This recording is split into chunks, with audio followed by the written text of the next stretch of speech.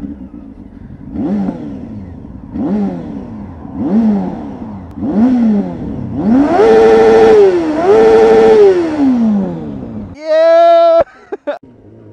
No, I think it's like ever so slightly, lightly raining. I want to do a quick kind of overview slash kind of review of this bike, just while I remember. I don't know if I'm going to turn it into a full review. Yeah, I want to kind of get used to it first before I do a full review, mainly just because it's my bike. I want to get used to it. But yeah, it's a 2003 Yamaha R6. It's kind of all standard really, except for a Remus exhaust, which looks ugly but actually sounds really, really, really nice. But yeah, it also has a gear position indicator, which is aftermarket. Yeah, and I got it in a lovely, lovely blue paint. Hopefully you guys seen the reveal and enjoyed the reveal.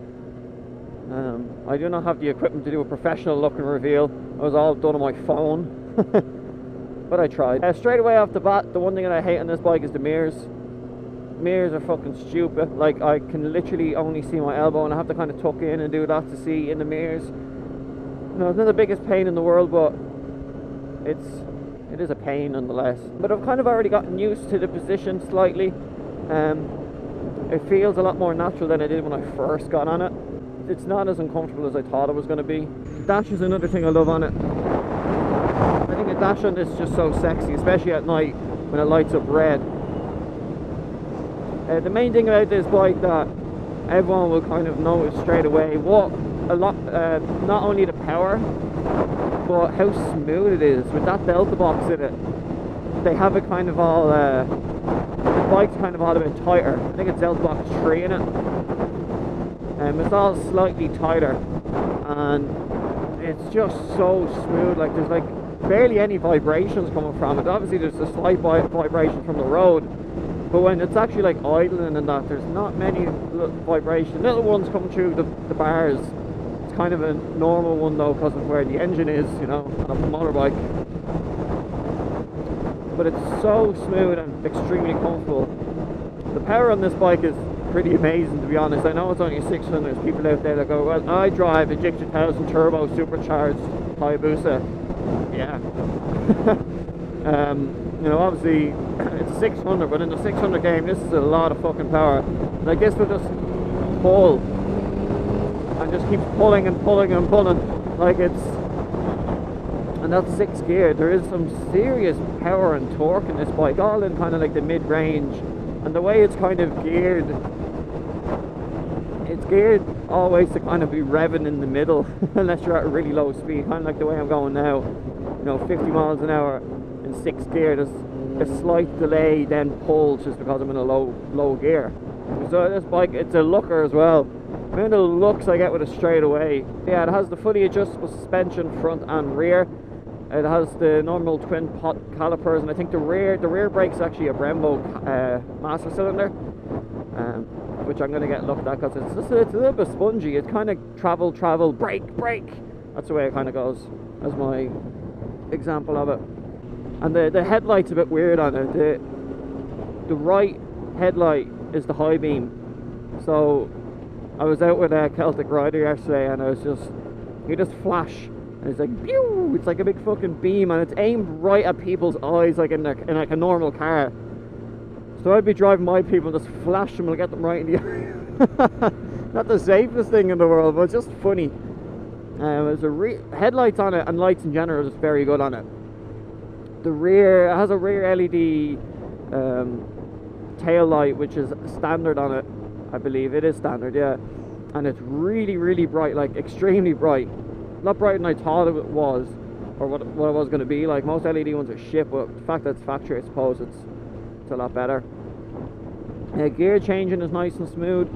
First, the second has a slight click, but you know, okay, you kind of want that click so you know you're not in neutral. And every other gear is just a nice push up into the next gear, and it's really smooth. The handling as well. The handling on this bike is just so nice. Like, it literally just wants to dive in every single fucking corner. In the wet, it's kind of hard. You're kind of fighting to keep the bike from not tipping over, because it just wants to, once you turn, it wants to just start falling and falling.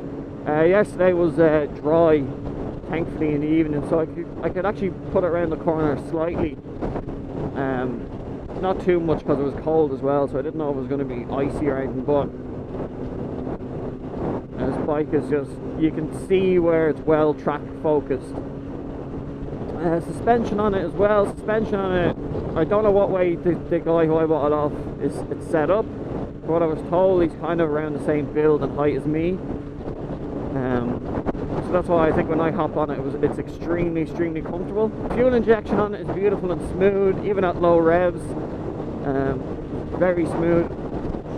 Brakes work excellently, apart from a bit of spongy, but the front brake is like, that's the front brake on, and you can just see it dives, like, and that's barely pulling at all. And then the dash as well, like, you don't have a fuel gauge, you have a fuel light, and then it automatically resets to a trip at 0. And I think people are saying you can get about 20 miles or so out of the reserve on it. It's like a 1 gallon reserve, whatever the fuck that means. It's American, so it's wrong anyway. But yeah, that's kind of it. Like, it's an amazing, like, upgrade, I think. The only thing, if the fuel isn't as good as I thought it was going to be, I'll probably be looking at selling it, to be honest, which I really don't want to do.